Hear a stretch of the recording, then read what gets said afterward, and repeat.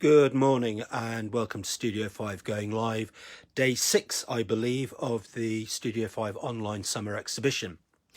Once again, if you're interested in any of the work or would like any more information, just get in touch with me. Usual channels. Today we're going to be looking at an Advertiser's alphabet.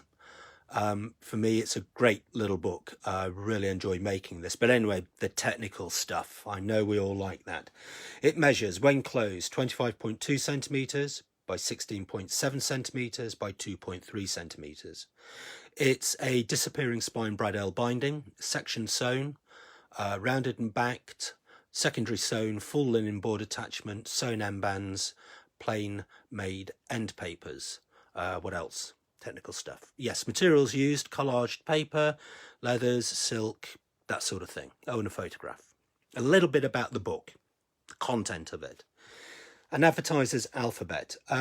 It basically stems from the sketchbook of Kerry Richards and the writing of Arthur Tessimond in 1930. They were both working in London, doing advertising work. Kerry Richards is a very, very clever wordsmith.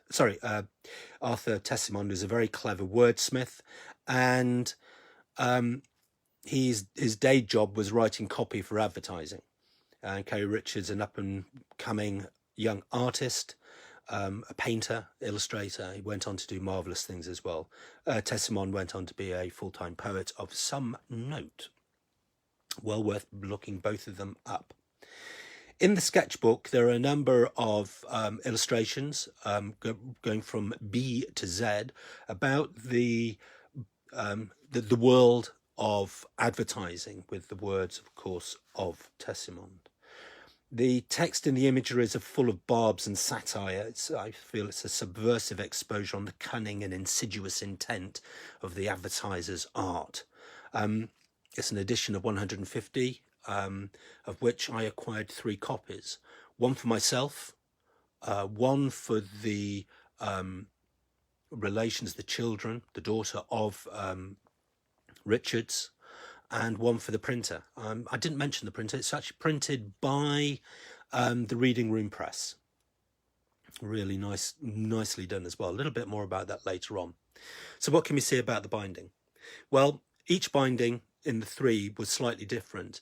Though the covering material, and I'm referred to this material here, all this covering material came from one large sheet, it was then cut up, and each book had completely different sort of binding to it, in that the imagery, the torn poster work and everything else, which again I made up, I did myself, collage work, multiple layered collage work, was positioned differently on each book. And each book has a photograph of the period from about the early 30s, and usually each photograph has some form of signage or advertising in it.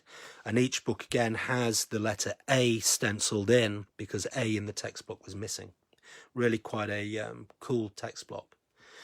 If we get a little bit of sort of having again work the old camera thing, we can see the texture and the actual way that the torn poster has been put on there. And if we look just in this corner here, we can see the various different layers showing through, because when I was actually putting this material onto the boards, I sanded the edge off so it looks rather like plywood, but of course it's got all those different lovely colours coming through.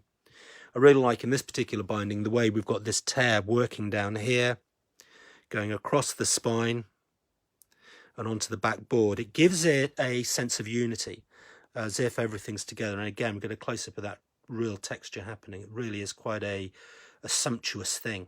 And again, as with a lot of my work, there is a physical texture involved in the binding itself. So, when you hold it in the hand, you can feel it. It's not just some smooth, dead piece of leather. It's actually very, very textural. As we go into the text block, as we turn it round, we can also see, I hope, and perhaps we can get a little bit more on the inside, that the edges of the board are pieced leather. So again, each one of the bindings was different, and we can see that all the way round. and the end papers are plain. I didn't want to confuse what was happening on the outside, but what is nice about this is, and if I just move the camera very gently, we can see that the end bands are sewn, and that the end bands in each particular book matched the colour of the end papers, and indeed each end paper was a different colour, so each end band would have been a different colour as well. So just gently put that back down. Now we can go into the text block perhaps, and I'm sorry about the bit of purple there, but why not? Purple's a nice colour.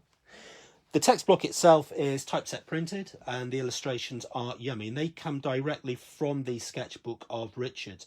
And if we just open it up to a random one, we can see the beautiful, we've got B here, which is nice, that features a boat. F, it goes obviously all the way through the alphabet. And then we've got, well, look, M for Mark, but M is also for markets. And the nice thing about this is M. M is for markets. Soil for the groping roots of trade, tilled by research, watered and fertilized by advertising, bearing harvest of profit, more trade, more profit, in paternity, planned rotation. So I think that's a really nice, and it's got that subtle little barb to it. And again, if we look at some more illustrations and everything else, it really is a super little book. Anyway, back to the binding. That's what we're sort of looking at perhaps, but I feel it's always nice to get an idea of what the text is, so we can get a relationship between the textbook and the actual binding itself. Sorry, I'm just going to try it. There we did. I did that. Well done. So there we go. So that's an Advertiser's alphabet. Tomorrow will be day 7, I believe, and it will be a slightly different going live, as I will be giving a very short tour of the studio, where I work, how I work, and work that's on the bench at the moment, including a very recently finished commission. So that'll be something new to look forward to. Once again, everybody, thank you all very, very much indeed. And let's be safe out there. Have a really, really nice day. Thank you all very, very much indeed. Bye-bye from Studio 5, and I was live.